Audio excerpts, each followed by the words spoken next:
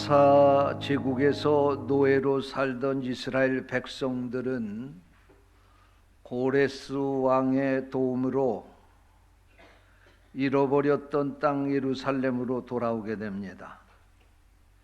이스라엘 백성들이 예루살렘에 돌아와서 제일 먼저 한 일은 성전을 건축하는 일이었습니다.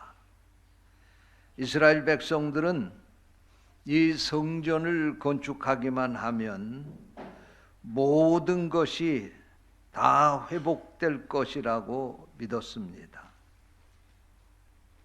그리고 하나님의 축복이 자동적으로 그들에게 임할 것이라고 생각했습니다. 성전은 다시 건축했지만 그들의 신앙은 나태해져서 예배를 드리는데 게을렀습니다. 감사할 줄 몰랐습니다. 하나님의 임재가 없는 형식적인 예배를 드렸습니다. 오늘 이 본문이 쓰여진 말라기서는 바로 이러한 이스라엘 백성들을 책망하는 하나님의 말씀입니다. 더 자세히 말씀을 드리면 말라기서 1장은 감사가 없는 이스라엘 백성들을 책망하시는 하나님의 말씀입니다. 그들은 하나님의 은혜를 잊고 살면서도 하나님 앞에 제물을 드릴 때에 눈먼 것, 병든 것, 찌든 것을 가지고 와서 제물을 드렸다고 하나님은 책망하고 있습니다. 말라기 2장에 보면 지도자들의 방종한 삶을 하나님이 책망을 합니다. 그러면서 정치 지도자, 종교 지도자들 얼굴에 하나님이 똥을 바르겠다고 그렇게 말씀을 하십니다. 지도자들이 살아있어야 되는데 그들이 잘못됨으로 말미암아 이스라엘 백성들이 이렇게 됐다는 것입니다. 그리고 오늘 본문인 이 말라기 3장에서는 이스라엘 백성들을 위하여 그럼에도 불구하고 하나님의 간절한 소원은 이스라엘 백성들이 하나님께로 돌아오기를 기다렸습니다. 3장의 메시지는 이 한 단어, 하나님께 돌아오라, 그런 말씀입니다. 당시의 영적인 침태에 빠져있는 이스라엘 백성들을 향해서, 지도력을 상실한 이스라엘 백성들의 지도자들을 향해서, 그리고 경제적인 도탄에 빠져있는 전 이스라엘을 위해서 하나님이 외치신 말씀은 돌아오라, 이 말씀이었습니다. 그러자 이스라엘 백성들이 하나님께 묻습니다. 하나님, 우리가 하나님께 돌아가기는 돌아가야 하는데 어떻게 하나님께 돌아갈 수 있습니까? 그러자 하나님이 이렇게 말씀을 하십니다. 오늘 앞에 본문 읽은 앞에 8절 말씀에 보면, 사람이 어찌 하나님의 것을 도둑질하겠느냐, 그러나 너희는 나의 것을 도둑질하고도 말하기를 우리가 어떻게 주의 것을 도둑질하였나이까 하는도다. 이는 곧 11조와 봉헌물이라. 다시 말하면 너희가 나의 11조를 도둑질했다고 말씀을 하시면서 그들이 하나님께 돌아오는 방법은 도둑질한 11조를 온전히 구별해서 가지고 오라는 것이었습니다. 하나님은 돈이 필요해서가 아닙니다. 하나님이 이 말라기서를 통해서 말씀하시고 싶은 것은 돈의 영적인 의미를 말씀하고 싶으셨던 것이었습니다. 사람은 그 돈을 어떻게 쓰느냐를 보면 그 사람의 영적인 수준도 알 수 있고 인격도 알 수 있고 그 사람의 삶의 가치관도 알 수가 있습니다. 그러므로 오늘 우리가 신앙생활을 잘하려면 우리가 물질의 관리를 어떻게 하고 있는지를 보면 아는 것입니다.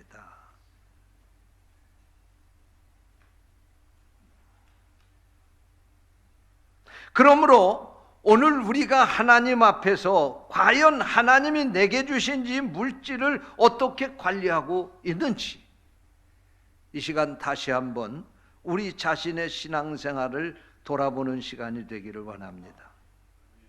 저는 오늘 이 시간 이 말씀을 전합니다마는 해마다 1월 둘째 주일이 되면 11조 설교를 하면서 지난 42년 동안 목회해 왔습니다.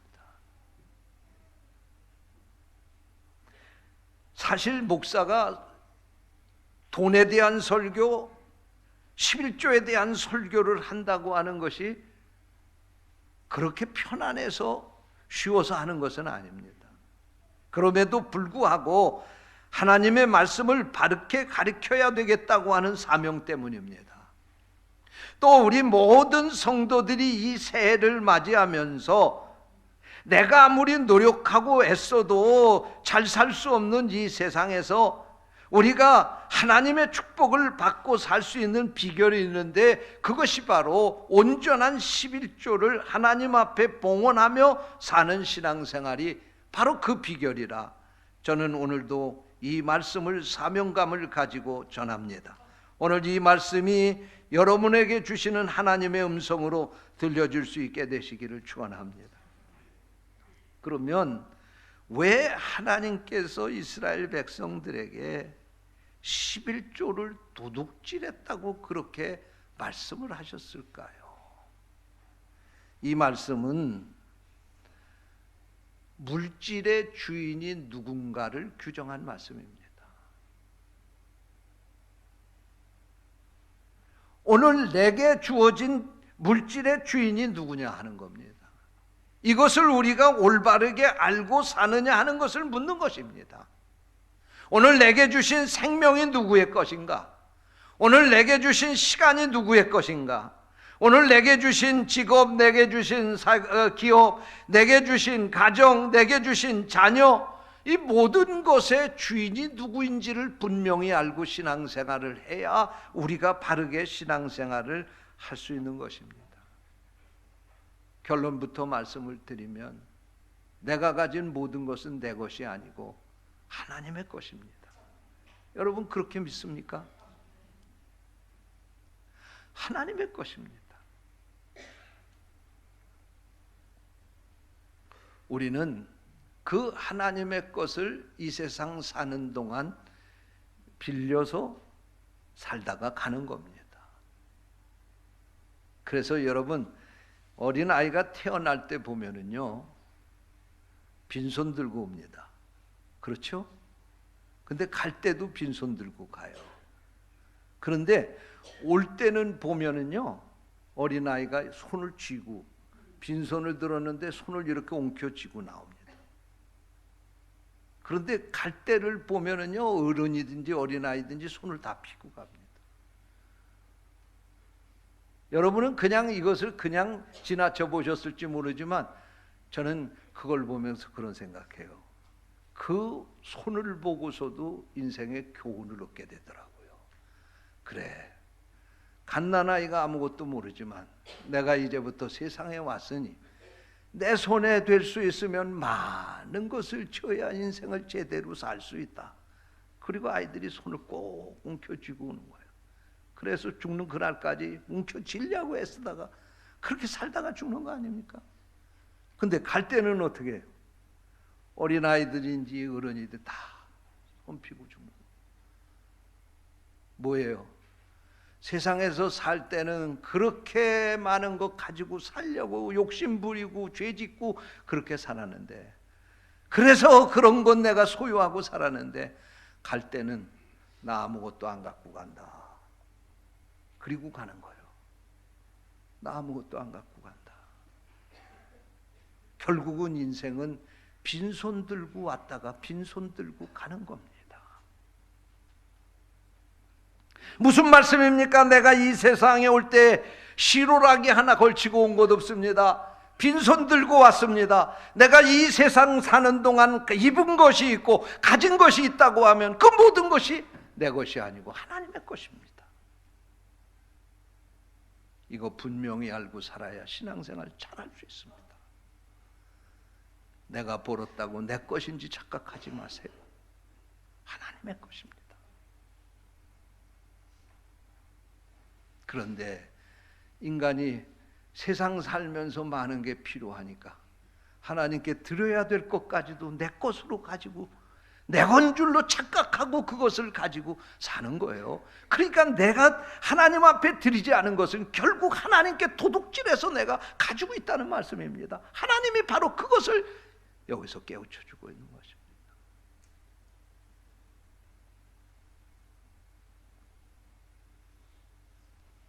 둘째로 하나님이 이 말씀을 통해서 우리에게 깨우쳐 주시는 것은 하나님이 돈이 필요해서 우리에게 11조 드리라는 게 아니에요.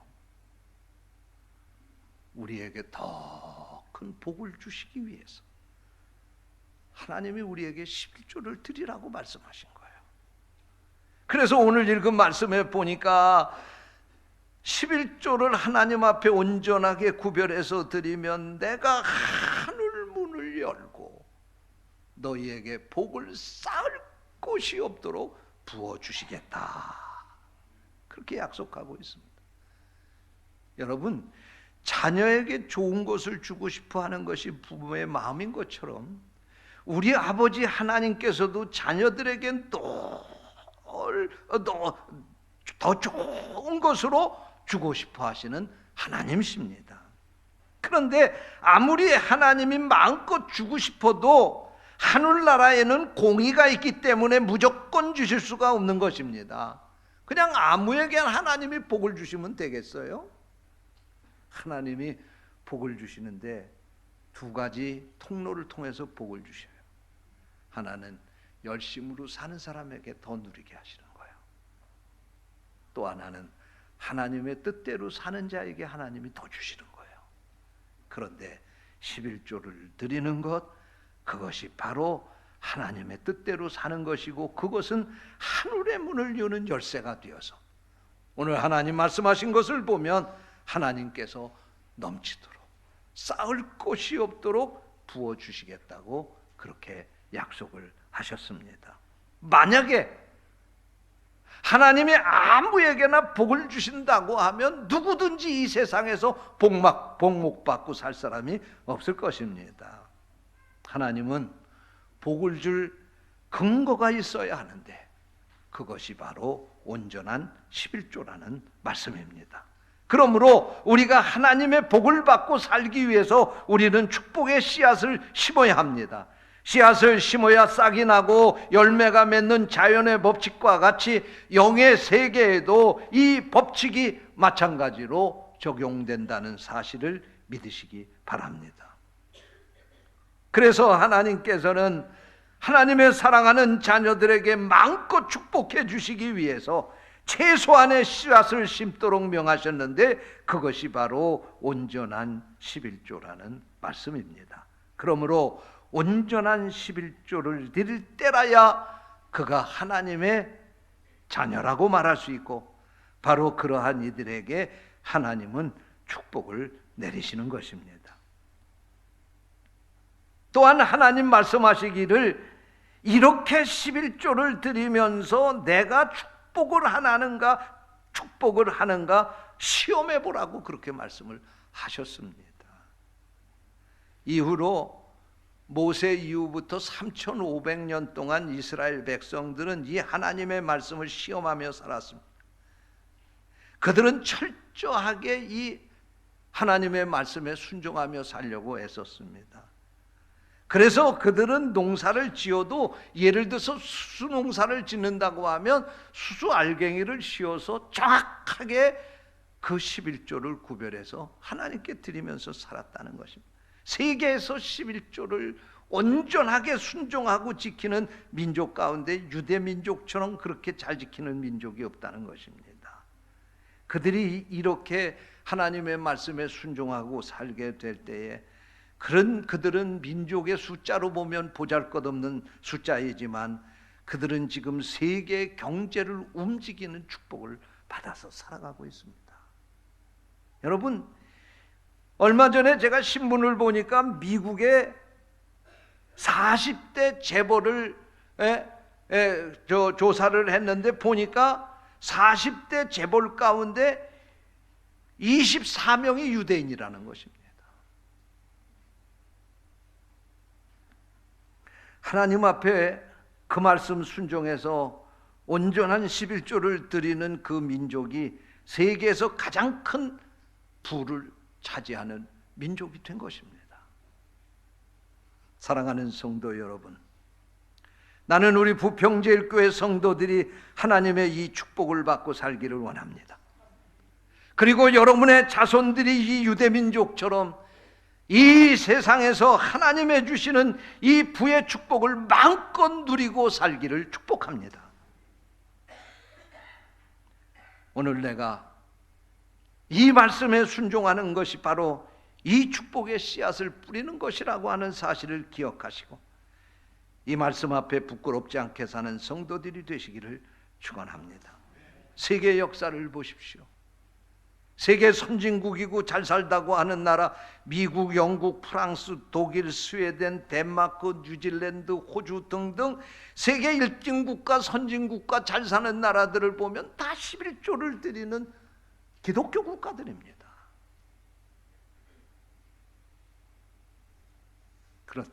그런데 오일 달러가 넘쳐나는데 그거 드릴지 모르고 자기들만을 위해서 쓰고 사는 중동 국가들 보십시오.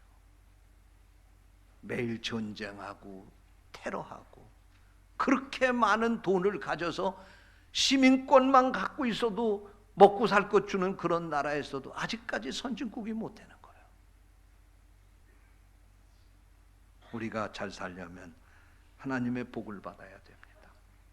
하나님의 창고에 있는 것을 우리가 가져야 됩니다. 그런데 그 하늘 창고를 여는 열쇠가 11조라고 오늘 말씀하고 있습니다.